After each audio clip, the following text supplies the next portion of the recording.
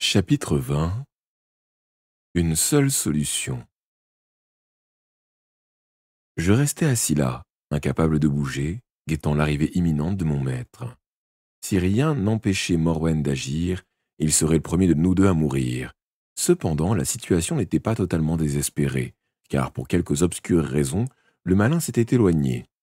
John Gregory ne serait pas si facile à tuer, il se défendrait, et je devrais trouver un moyen de l'aider. Je tentai de me libérer de la corde qui me ligotait au poteau. Elle était solide, bien serrée, et j'avais beau me tortiller dans tous les sens, elle ne se relâchait pas. J'entendis un bruit de pas qui approchait. Était-ce de l'épouvanteur? Je n'eus pas à m'interroger longtemps. Quelques secondes plus tard, il apparaissait à l'extrémité du quai, chargé de son sac et son bâton en main. Dès qu'il me vit, il s'arrêta. Il avait tout de suite compris. Il était tombé dans un piège et je servais d'appât. Il n'avait qu'une alternative, reculer et prendre la fuite, ou bien avancer en espérant qu'il saurait faire face à l'attaque qui se préparait. Je savais qu'il ne m'abandonnerait, je savais qu'il ne m'abandonnerait pas. Il ne lui restait donc qu'une seule solution. Ayant fait une vingtaine de pas, il découvrit les cadavres des chevaux. Il s'arrêta de nouveau, à côté d'un des poteaux qui soutenait le toit. La lanterne éclairait son visage, et bien qu'il me parût vieux et amaigri, la lumière allumait dans ses yeux des reflets féroces. Je le sentais ramassé sur lui-même, tous les sens à l'affût. Donc, je le sentais ramassé sur lui-même, tous les sens à l'affût, flairant les dangers tapis dans les recoins obscurs. Il avança encore, j'aurais pu, d'un geste de menton, attirer son attention sur le canal d'où Morwen pouvait ressurgir, mais cela risquait de le distraire de l'autre menace qui le guettait sur sa droite. Quand il fut à 20 pas de moi, il posa son sac sur le sol, empoignant son bateau à deux mains, et l'inclina dans un geste défensif. Je perçus distinctement le clic de la lame jaillissant à l'extrémité. Tout se passa alors très vite. Les deux bandits bondirent hors de l'ombre, leurs longs couteaux luisant dans la lumière de la lanterne. L'épouvanteur pivota pour les affronter, tournant le dos au canal. Ses adversaires eurent une seconde d'hésitation, due sans doute à la redoutable lame ou à la détermination brûlant dans le regard de leur adversaire. Puis, ils s'élancèrent, leurs couteaux pointés. Il frappa. L'un des hommes reçut un coup violent à la tempe. Il s'effondra sans un cri, lâchant le couteau tandis que l'épouvanteur enfonçait sa lame dans l'épaule du second. Il tomba à genoux avec un glissement de douleur, perdant lui aussi son arme. L'épouvanteur dirigea vers lui la pointe de son bâton et je crus qu'il allait le transpercer. Mais il secoua la tête et lui parla à voix basse. L'homme se remit sur ses pieds et s'éloigna en titubant. Une main pressée contre son épaule blessée. Alors seulement, mon maître regarda de mon côté et je lui fis signe de se méfier de l'eau. Il était temps. Morwen surgit tel un saumon franchissant un torrent, les bras tendus pour déchirer le visage de son adversaire. Cependant, son œil gauche était encore fermé. Mon maître fit preuve de la même dextérité. Son bâton décrivit un arc de cercle et la lame manqua la gorge de la sorcière d'un cheveu. En poussant un rugissement de rage, elle se jeta à l'eau avec beaucoup moins de grâce que la première fois, dans un grand bruit d'éclaboussure. L'épouvanteur se pencha à la surface du canal, les sourcils froncés. Puis il rabattit son capuchon sur ses yeux. Il avait dû remarquer l'œil fermé par une aiguille d'os et deviner à qui il avait affaire. Cependant, il ne pourrait pas combattre à l'aveuglette. Il attendit, immobile, tandis que je regardais avec anxiété les derniers ronds s'effacer de l'eau sur l'eau sombre, qui fut bientôt de nouveau si lisse qu'un miroir. Morwen émergea de nouveau, encore plus soudainement que la première fois. Elle sauta à l'extrémité du quai, ses pieds mouillés claquant sur les planches de bois. Son œil de sang était ouvert, à présent, dardant son éclat maléfique sur l'épouvanteur. Mais sans la regarder, il visa ses jambes, l'obligeant à reculer. Il répliqua aussitôt à un bâton, en abattant ses griffes, elle répliqua aussitôt, en abattant ses griffes sur l'épaule de son adversaire. Il n'eut que le temps de les esquiver. Tandis qu'il se déplaçait sur le côté, il fit passer son bâton de sa main gauche à sa main droite et frappa. C'était la technique que j'avais répétée maintes fois en visant l'arbre mort du jardin. Celle qui m'avait sauvé la vie l'été précédent face à Grimalkin. Il l'exécuta parfaitement et la lame s'enfonça dans le flanc de Morwen. Elle recula en poussant un cri de détresse et culbuta dans l'eau. L'épouvanteur attendit un long moment. Elle ne réapparut pas. Courant alors vers moi, il me libéra de mon bâillon. « Alice est prisonnière dans la cale, lâchai-je. Monsieur Gilbert est mort. Cette Morwen qui vous a attaqué est la fille du diable, et d'autres sorcières d'eau pourraient bien être dans les parages. » « Du calme, petit, dit mon maître. Je vais détacher. Il se servit de sa lame pour trancher les liens, et je me remis sur pied, frictionnant mes poignets, frictionnant mes poignets engourdis. Il me désigna le couteau d'un des premiers assaillants, restés sur le quai. « Va la libérer, je monte la garde. » Nous montâmes sur la barge, et l'épouvanteur, le bâton en main, resta debout à mes côtés pendant que je soulevais la trappe. Alice était assise au fond, ligotée et bâillonnée, près du corps du batelier. « Le malin est venu ici. Il avait pris l'apparence de M. Gilbert, rapportai-je à mon maître.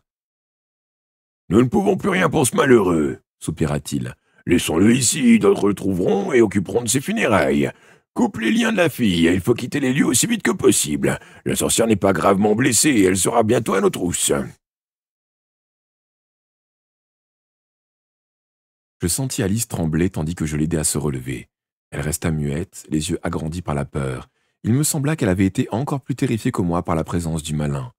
Lorsque nous fûmes tous les trois sur le quai, l'épouvanteur prit la direction du nord et nous quittâmes l'entrepôt à une telle allure que j'avais presque du mal à suivre.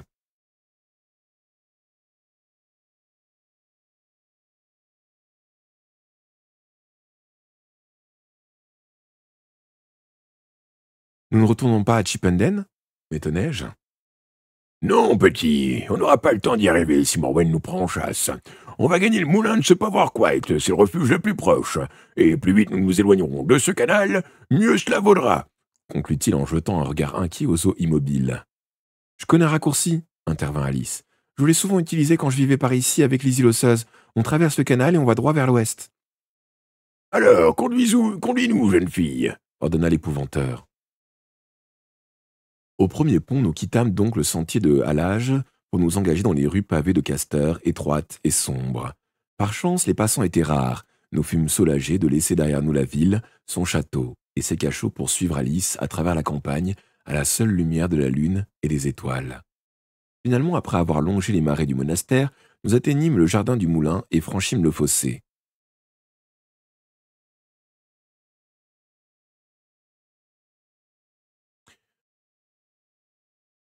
« Depuis quand n'a-t-on pas versé du sel dans cette eau ?» demanda l'épouvanteur. « Je l'ai fait hier. » Comme nous marchions sous les sols, un grognement retentit et Griff bondit vers nous.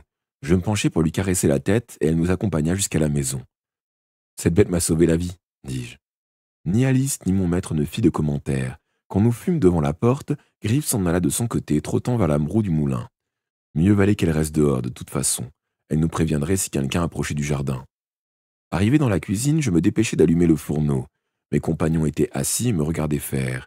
L'épouvanteur était plongé dans ses pensées, et Alice avait encore un visage terrifié.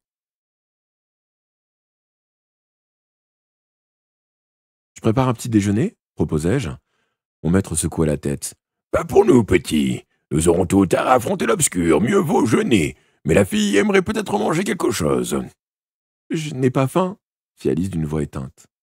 « En ce cas, tâchons d'analyser ce qui s'est passé. J'ai flairé une embrouille dès le début, » affirma l'épouvanteur. « De retour à Chipenden, j'ai trouvé le mot d'Alice ainsi que les lettres précédentes. J'allais partir pour le moulin quand la cloche du carrefour a sonné. C'était le forgeron. Quelqu'un avait glissé sous sa porte une enveloppe à mon nom, avec la mention « urgent ». J'ai reconnu ton écriture, petit, mais plus tremblé qu'à l'ordinaire, comme si tu avais manié la plume en grande hâte. La lettre disait que tu avais de gros ennuis sans plus d'explications. Elle indiquait l'adresse de cet entrepôt à Castor. Je me doutais bien que tu ne pouvais pas être à deux endroits en même temps, mais Castor étant sur ma route, je décidai d'y passer. Je m'attendais à des difficultés et ce fut le cas. Cependant, une chose me tracasse. Comment la fille a-t-elle appris que tu étais en danger ? » Il me fixait durement et je compris que je ne pourrais pas lui cacher la vérité. Incapable de soutenir son regard, je baissai la tête et j'avouai. J'ai utilisé un miroir. Bonne nuit, Oriana. Fais de doux rêves, repose-toi bien. Merci beaucoup d'être resté si longtemps. Des bisous.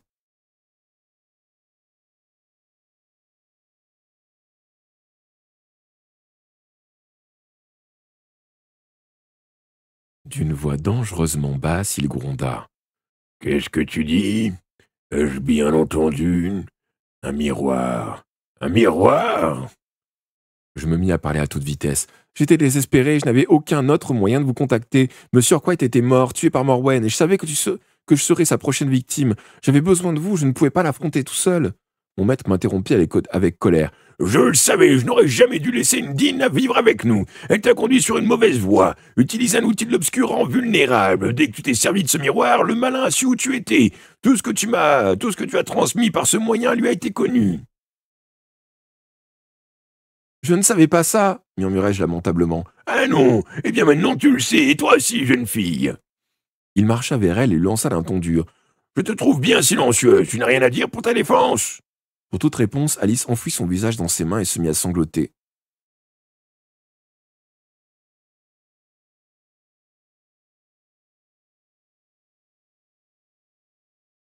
S'être retrouvé si près du malin la terrifiait, dis-je. Je ne l'avais jamais vu si secoué. Tu sais quel est son problème, non? Je l'interrogeai du regard. Que voulait-il dire? Le malin et l'obscur fait cher, il gouverne et possède les âmes de ceux qui appartiennent à l'obscur. Cette fille a reçu une éducation de sorcière et s'est trouvée bien près de revenir elle-même une créature de l'obscur. Elle est plus sensible que n'importe qui au pouvoir du diable. Elle sait combien il lui serait facile de lui voler son âme. Voilà ce qui l'appourante. Mais comment sais-je? Épargne ta salive, petit. La nuit a été longue et je suis trop fatigué pour écouter tes élucubrations. Après ce que je viens d'apprendre, je supporte à peine de vous regarder l'un et l'autre. Je monte me coucher et je vous suggère d'en faire autant. La chienne nous avertira si un danger quelconque se manifeste. Quand il eut quitté la cuisine, je me tournai vers Alice. Il a raison. Et si on dormir? Elle ne répondit pas, et je m'aperçus qu'elle s'était assoupie sur sa chaise. Je m'étendis donc sur le carrelage, et 2 minutes plus tard, je dormais aussi. Je m'éveillai en sursaut au bout de quelques heures. La lumière du jour éclairait la cuisine, et je vis qu'Alice était réveillée aussi. Alors, je restai sidéré. Elle écrivait dans mon cahier, faisant furieusement crisser la plume sur le papier et marmonnant des paroles indistinctes.